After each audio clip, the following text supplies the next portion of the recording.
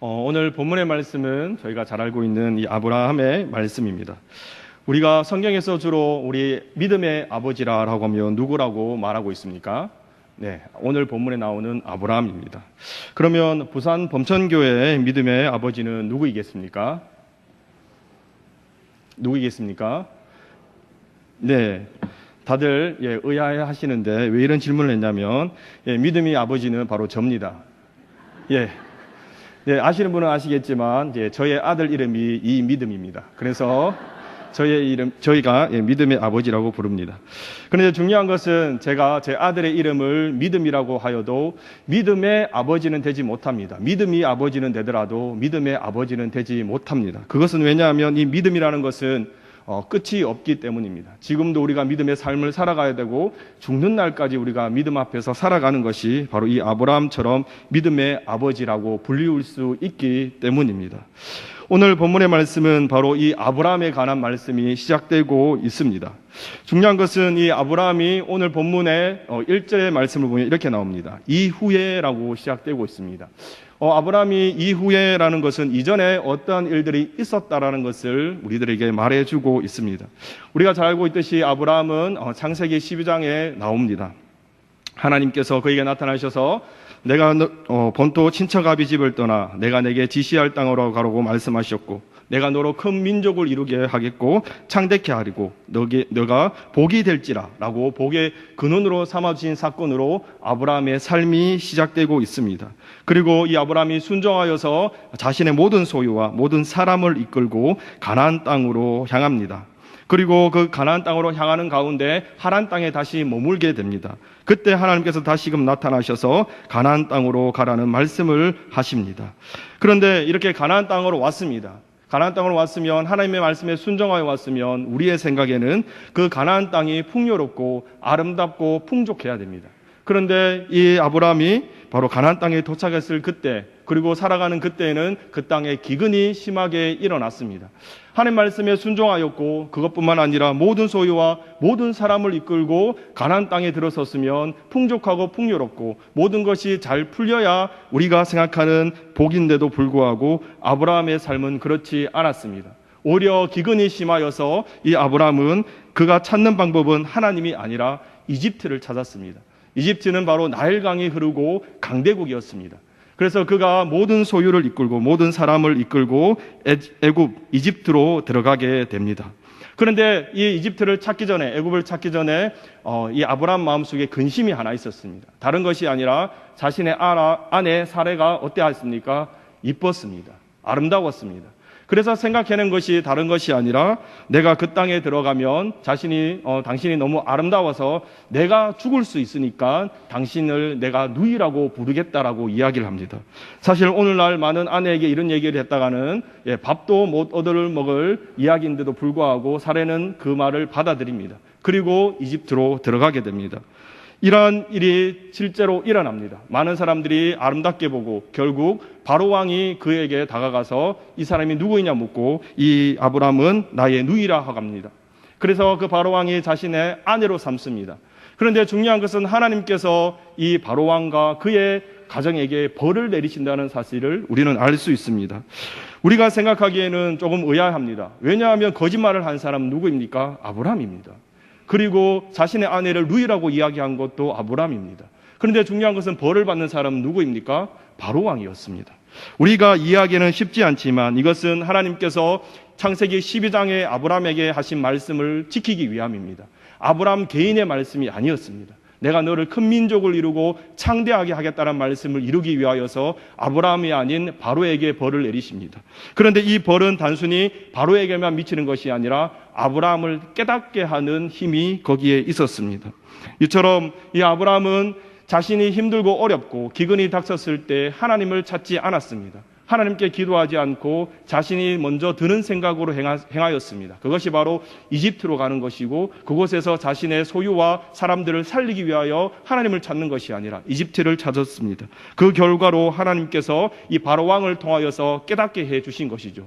네가 의지하고 네가 믿고 따를 사람은 강대국도 아니며 나라도 아니며 네가 바라보는 풍요로운 땅도 아니다라는 것을 깨닫게 해 주셨습니다. 그래서 이 아브라함은 이 믿음을 통하여 조금 더 성숙하게 되었던 것을 우리는 알 수 있습니다. 그뿐만 아닙니다. 이렇게 아브라함은 항상 모든 일을 마치고 난 이후에 하나님이 말씀을 하시고 난 이후에는 제단을 쌓았습니다. 어떠한 일이 일어나는 가운데 그리고 깨달았으면 또 하나님의 은혜를 입었으면 아브라함은 그냥 끝내는 것이 아니라 항상 하나님 앞에 제단을 쌓았다는 것을 우리는 알 수 있습니다. 그것이 창세기 13장 4절 말씀에 나오고 있습니다. 우리 함께 말씀을 읽어보도록 하겠습니다. 그가 처음으로 제단을 쌓은 곳이라 그가 거기서 여호와의 이름을 불렀더라. 아멘. 베델에서 제단을 쌓고 난 다음에 이집트로 들어가서 다시금 나와서 이 베델로 가서 여호와의 이름을 불렀더라라고 이야기해 주고 있습니다. 이처럼 아브라함이 하나님의 인도하심을 받고 또 하나님 앞에 깨달고 난 이후에는 하나님 앞에 제단을 쌓고 또 하나님 앞에 이름을 불렀다라는 것이 중요합니다. 왜냐하면 이것은 하나님의 은혜와 하나님의 인도하심을 깨달은 표지고 표식이 되기 때문입니다. 이것은 단순히 하나님의 이름을 부르는 것이 아니라 자신의 삶을 돌아보고 자신의 믿음 없음을 하나님 앞에 내려놓는 자신을 돌아보는 기회가 되었기 때문입니다. 그뿐만 아니죠. 소유가 많아졌습니다. 중요한 것은 이 바로왕이 그냥 내쫓는 것이 아니라 많은 소유와 많은 사람을 그에게 더불어 주게 하였습니다. 그런데 이런 많은 소유와 많은 재물로 통하여서 롯과 다툼이 일어납니다. 자신의 목자들끼리 싸움이 일어나게 되는 것이죠. 그래서 결국 롯과 헤어지게 되고 롯에게 먼저 선택권을 주게 하여 이 롯은 풍요로운 땅, 좋은 땅, 소돔 땅을 택하고 아브라함은 그 나머지 땅을 선택한 것을 우리는 알 수 있습니다. 사실 이러한 상황 가운데서도 롯은 사실 아브라함 때문에 부유하게 되었습니다. 아브라함을 통하여서 복을 받게 되었지만 자신이 소유가 많아지고 자신이 재산이 많아지니 결국 아브라함을 떠나는 일을 자초하게 됩니다. 이러한 일 가운데도 바로 아브라함은 하나님의 말씀을 구하였고 또 하나님의 말씀을 인하여 제단을 쌓는 일이 일어나게 됩니다. 그것은 창세기 13장 14절에서 15절 말씀입니다. 우리 함께 말씀을 더 읽어보도록 하겠습니다. 롯이 아브라함을 떠난 후에 여호와께서 아브라함에게 이르시되 너는 눈을 들어 너 있는 곳에서 북쪽과 남쪽 그리고 동쪽과 서쪽을 바라보라. 보이는 땅을 내가 너와 내 자손에게 주리니 영원히 이르리라. 아멘. 이처럼 다시금 힘들고 어려움에 지쳐 있을 때에 하나님께서는 이 아브라함에게 찾아오셔서 위로하시고 말씀으로 함께해 주셨다는 사실을 우리는 알 수 있습니다. 그리고 아브라함은 헤브론 마므레 숲에서 여호와를 위하여 제단을 쌓았다라는 말씀이 이어져 나오고 있습니다. 그리하면 이런 정도 됐으면 이제는 아브라함의 삶 가운데 아름답고 더욱더 윤택한 일들이 일어나야 됩니다. 그런데도 불구하고 또 한 번의 사건이 일어납니다. 그것은 바로 롯과 헤어지고 난 이후에 롯이 포로로 붙잡혀 가게 되는 사건입니다. 이것은 좀 더 간단히 이야기하면 그 많은 나라들이 함께 싸우게 됩니다. 4나라와 5나라가 싸우게 되고 결국은 이 5나라의 왕 리더 4나라의 왕 리더 엘람 왕 그돌라오멜이 이 5나라를 승리하게 됩니다. 그 승리하는 나라 가운데 바로 속한 것이 바로 좀 전에 롯이 선택한 소돔 땅도 정복을 당하게 됩니다. 정복을 당한 난 이후에 롯도 붙잡혀가고 그의 모든 소유도 붙잡혀 갔습니다. 그랬으면 사실 아브라함 마음 가운데 그래 네가 나를 떠나서 잘 됐다. 그러니까 나와 함께 있어야지. 그러니까 잘 되었다라고 아무런 신경도 쓰지 않을 수가 있습니다. 그럼에도 불구하고 아브라함은 이 이야기를 듣고 가만히 있지 않습니다. 318명의 용사들을 이끌고 급습으로 쳐 들어가서 이 롯과 그의 소유를 다 구하고 돌아오는 사건이 이어져 내려오고 있습니다.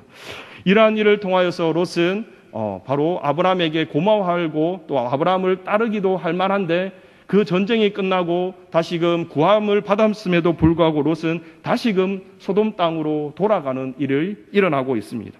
바로 이 전반부의 말씀이 바로 이 일 후에라는 것이 오늘 본문 1절에 나오고 있습니다. 그러면 아브라함의 상태가 어떻겠습니까? 이 롯을 위하여서 자신의 목숨과 또 자신의 소유한 군사들을 이끌고 쳐들어갔습니다. 그런데 불구하고 롯은 바로 자신이 살던 곳으로 다시금 돌아가 버립니다. 인간에 대한 원망과 배신이 느껴질 만한 상황입니다. 그뿐만 아닙니다. 그 318명을 이끌고 정쟁에서 승리하였다는 것은 군사력을 가지고 또 동등하게 싸운 것이 아닙니다. 밤에 몰래 습격해서 전쟁을 하였기 때문에 승리할 수 있었다라는 것이죠. 그러면 다시금 그 공격당한 나라가 이 아브라함을 쳐들어올 만한 이유와 근거가 됩니다. 그래서 항상 마음속에 불안해하고 힘들어하는 상태가 바로 오늘 이 1절에 나오는 본문의 말씀이 나오고 있습니다. 그때 다시금 또 하나님께서 아브라함에게 찾아오셔서 말씀해 주신 것이 오늘 1절 말씀입니다. 우리 1절 말씀 함께 읽어보도록 하겠습니다. 이후에 여호와의 말씀이 환상 중에 아브라함에게 임하여 이르시되 아브라함아 두려워하지 말라. 나는 내 방패요 너의 지극히 큰 상급이니라. 아멘. 이처럼 하나님께서는 아브라함의 상황을 정확하게 알고 계셨습니다. 첫 번째로는 두려워하지 말라라고 이야기하시면서 내 방패가 되어 주겠다라고 말씀해 주셨습니다.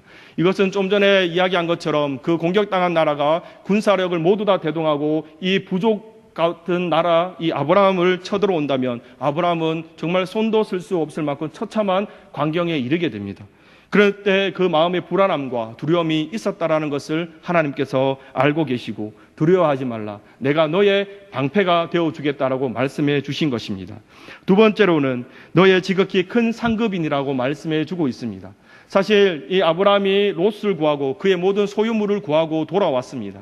그런데 롯과 그리고 그 소유물들을 가지고 왔지만 아브라함에게 남은 것은 하나도 없었습니다. 롯은 다시 돌아가 버리고 그 소유는 원래 가지고 있던 왕들에게 다 되돌려 줬기 때문입니다.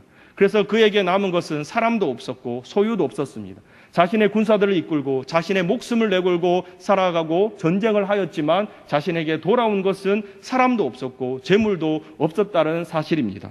이 상황 가운데 하나님께서는 네가 이 세상의 것들로 상급을 삼지 마라. 내가 너의 상급이 되어주겠다라고 말씀하신 것이 이후에 나오는 말씀인 것을 우리는 기억을 해야 됩니다. 이처럼 하나님께서는 우리의 상황과 우리의 모든 생활의 모습을 알고 계십니다. 무엇을 두려워하고 있는지, 무엇을 어려워하고 있는지 그때마다 하나님께서 하신 것은 다른 것이 아닙니다. 말씀으로 우리에게 위로하시고 말씀으로 함께해 주셨다는 사실입니다. 오늘 1절 말씀에 봐도 그렇습니다. 하나님께서 말씀으로 그와 함께 하시고 난 이후에 하나님께서 하신 일은 특별한 일이 아닙니다. 그런데 우리가 생각에는 하나님께서 이런 말씀해 주셨으면 어떻게 해야 됩니까? 군사력을 더 강하게 해줘야 됩니다. 군사가 더 늘어나야 되고 좋은 무기들이 갑자기 생겨야 됩니다. 또한 지극히 큰 상급이라고 해주셨으면 내가 돌려준 그 상급보다 더 많은 상급이 나에게 돌아오는 것이 복이라고 생각하며 우리는 살아가지만 하나님께서는 더 군사력을 강하게 하시지도 아니하셨고 상급을 다시금 돌려주시지도 아니하셨다는 사실을 우리는 기억을 해야 됩니다. 이러한 말씀 가운데 아브라함이 이 하나님 앞에 대화가 이어지고 있습니다. 아브라함이 이르되 주 여호와여 무엇을 내게 주시려 하나이까 나는 자식이 없습니다 라고 말해주고 있습니다. 이 고백은 사실 조금 생뚱맞을 수도 있습니다. 하나님께서 너의 방패가 되어주겠다고 말씀하셨고 너의 큰 상급이 되어주겠다고 말씀하셨는데 아브라함은 하나님 저는 자식이 없습니다라고 이야기합니다. 이것은 생뚱맞은 소리가 아닙니다.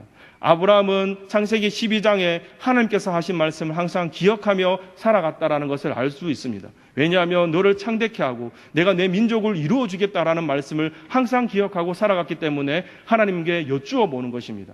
하나님께서 이전에 말씀하셨던 너로 큰 민족을 이루고 너를 창대하겠다고 말씀해 주셨는데 저에게는 자식이 없습니다. 그러니까 하나님 제가 기른 자식 엘리에셀을 다음 상속자로 삼겠습니다라고 말하고 있습니다. 그때 하나님께서 다시 그에게 말합니다. 네 상속자는 네가 기른 자가 아니라 네 몸에서 태어날 자라고 말씀하셨다라는 사실입니다. 이 말씀을 듣고 또한 하나님께서 그를 이끌고 밖으로 나가셨습니다. 우리가 이 말씀을 보면 하나님께서 이끌고 밖으로 나가셨습니다. 그리고 나서 하게 하신 것은 하늘을 보게 하셨다라는 사실입니다. 하나님께서 분명히 내 몸에서 씨가 나오겠다라고 말씀해 주셨으면 무언가 조짐이 보여야 됩니다.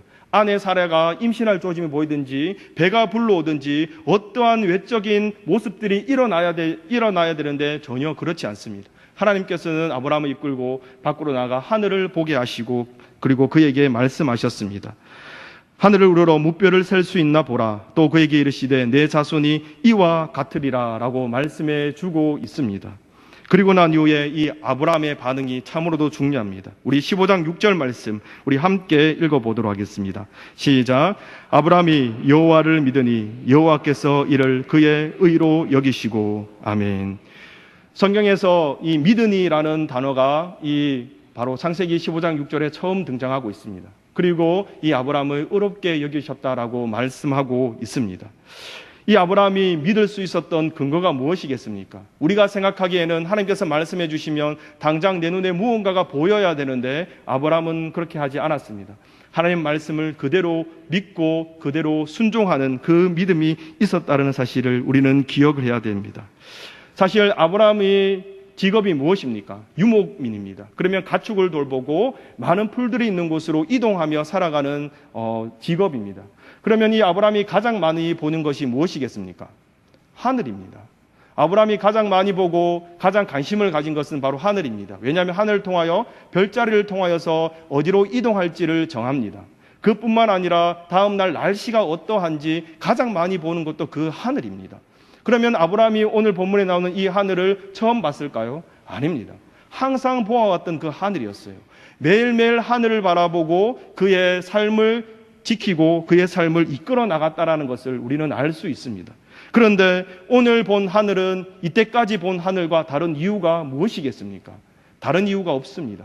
하나님의 말씀이 아브라함에게 임하였기 때문에 늘 보던 하늘이 다르게 보인다는 것을 우리는 알 수 있습니다.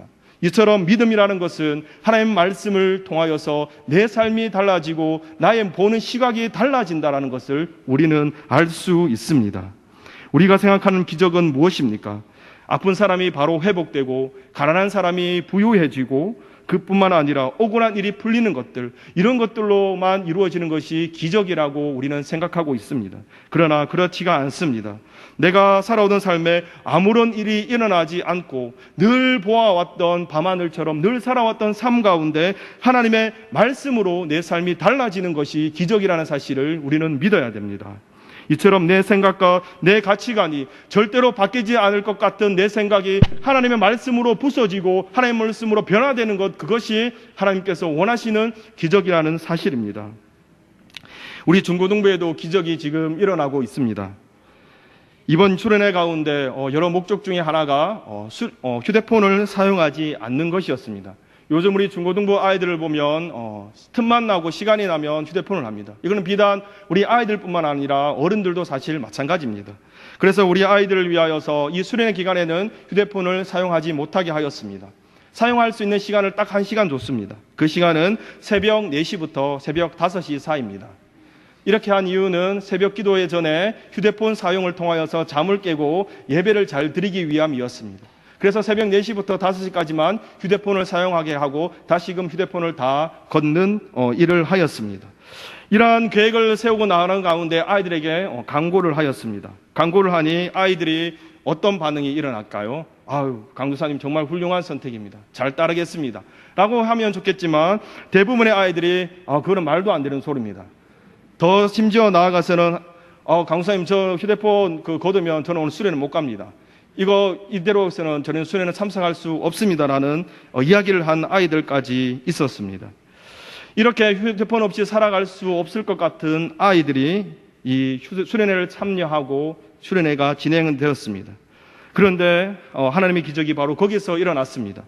휴대폰 없이도 서로 이야기하며 재미있게 노는 일들이 일어나는 것입니다. 전혀 휴대폰 없이도 함께 뒹굴면서 함께 이야기하면서 오히려 더 친해지는 귀한 시간들이 이루어졌다는 것을 우리 아이들이 체험하고 깨닫게 된 것이죠. 이것은 우리 아이들에게 큰 기적입니다. 왜냐하면 이 아이들은 휴대폰 없이는 죽을 것 같다라는 삶 속에서, 생각 속에서 이제는 휴대폰 없이도 살아갈 수 있구나, 휴대폰 없이도 재밌는 삶을 살아갈 수 있구나라는 것을 깨닫게 된 것입니다. 그래서 수련회를 갔다 오고 난 이후에 설문지를 조사했을 때 몇몇 아이들이 이렇게 내었습니다. 휴대폰 없이도 살 수 있다는 것을 깨달았습니다. 이것만큼 큰 변화가 없습니다. 중요한 것은 우리가 생각하는 부흥과 기적은 우리 아이들의 외적인 모습 뿐만 아니라 더 중요한 것은 내적인 모습입니다. 그들의 신앙 가운데 하나님을 더 섬기고자 하는 마음, 하나님을 더 열망하고자 하는 마음, 자신의 삶 가운데 놓지 못하는 것들을 놓고 나서 깨달은 것들, 이런 것이 하나님께서 주시는 기적임을 우리는 기억해야 됩니다. 그뿐만 아닙니다. 1학기 때 우리 중고등부 아이들한테 기도 제목을 적어서 제출하라고 하였습니다. 1학기 기도 제목을 보면 정말 과간이 아닙니다. 다 말할 수는 없겠지만 정말 얼토당토하는 기도 제목들을 많이 적어낸 아이들이 많았습니다. 그리고 거기서 공통적인 것은 다 자기 자신을 위하여 기도 제목을 내어놓은 것이 사실입니다. 그런데 몇 주 전에 다시금 2학기 기도 제목을 내어라고 그들에게 제출하라고 이야기를 하였습니다. 그래서 몇 주 전부터 우리 아이들의 기도 제목을 살펴보고 읽고 있습니다. 그런데 기적이 일어났습니다. 자기 자신만을 위하여 기도 제목을 적어내온 아이들이 이제는 자신의 가족을 위해서 기도하는 제목들이 많아지고 있다는 것입니다. 그뿐만 아니라 친구들을 위해서도 기도 제목을 적어내고 심지어 앞에 서 있는 저를 위해서도 기도하는 아이들이 있다는 사실에 저는 너무나 큰 기적을 맛보고 있습니다. 이처럼 기적은 다른 것이 아닙니다. 하나님의 말씀과 은혜로 내가 변화되는 것이 가장 큰 기적입니다. 우리가 살아갈 때에 내 남편이 바뀌는 것이 기적이다. 내 아내가 바뀌는 것이 기적이다. 내 자녀가 바뀌는 것이 기적이다. 물론 그것도 기적입니다. 그러나 그것보다 더 우선시 되어야 될 것은 내가 아내를 바라보는 시각이 달라져야 됩니다. 내가 남편을 바라보는 시각이 달라져야 됩니다. 이것이 이루어질 수 있는 것은 바로 아브라함에게 하나님이 말씀하셔서 밤하늘이 다르게 보인 것처럼 하나님 말씀이 우리에게 임하여서 내가 살아가는 삶이 달라지고 내가 바라보는 시각이 달라지는 그것이 우리에게 주시는 큰 은혜이며 기적이라는 사실을 우리는 기억해야 됩니다. 우리가 늘 살아가던 삶이 하나님의 말씀으로 변화되는 삶, 상황은 변한 것도 하나도 없고 오히려 더 힘들어지고 막막한 그때에 하나님 말씀의 임함을 통하여서 아브라함 삶 가운데 믿음이 생기고 그를 의로 여기시는 하나님이 지금도 우리에게 요구하시는 것은 다른 것이 아닙니다. 바로 하나님을 믿는 삶입니다. 그것은 과거의 삶도 포함되어 있으며 현재의 삶도 포함되어 있으며 앞으로 하나님의 말씀을 이루어 주실 그 삶도 포함되고 있음을 우리는 알 수 있습니다. 이처럼 우리의 삶 가운데 하나님의 말씀을 사모하는 것이 가장 큰 기적입니다. 하나님을 더 사모하며 하나님께 더 기도하며 하나님께 예배드리는 그 열정들이 생기는 것이 내 삶 가운데 부유해지는 것보다, 내가 성공하는 것보다, 내가 명예를 얻는 것보다 가장 큰 은혜임을 우리는 기억하며 살아가야 됩니다. 그리하여 하나님의 말씀을 사모하며 그 말씀으로 인하여 다른 사람이 아닌 나 자신이 변화될 수 있는 큰 기적을 맛볼 수 있는 우리 모든 성도님들 되시기를 바랍니다.